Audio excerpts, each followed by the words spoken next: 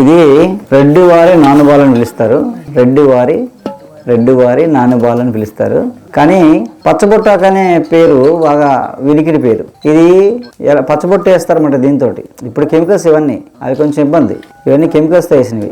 పచ్చబొట్టాకు ఎందుకు వేస్తారంటే ఈ ఆకు రసంతో నల్లజీడి కలిపి వేస్తారన్నమాట పచ్చబొట్టు. అది వేస్తే అది సైడ్ ఎఫెక్ట్ ఉంటుంది. ఈ ట్రైబ్స్ అందరూ అందుకని పచ్చబొట్టాకు అంటారు దీన్ని. అలాగే దీని ఈ ఆకు ఎలా ఉంటుందంటే కంటి షేప్లో ఉంటుందండి, కన్ను ఆకారంలో ఉంటుంది.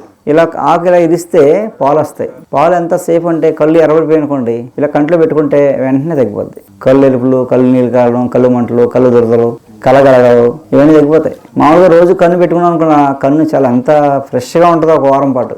చాలా సేఫ్. మేము మామూలుగా రోజు పెట్టుకుంటుంటాము. చాలా పెట్టుకున్న వాళ్ళు కంటిలో పూలు కూడా కరిగిపోయింది చెప్పారు నాకు.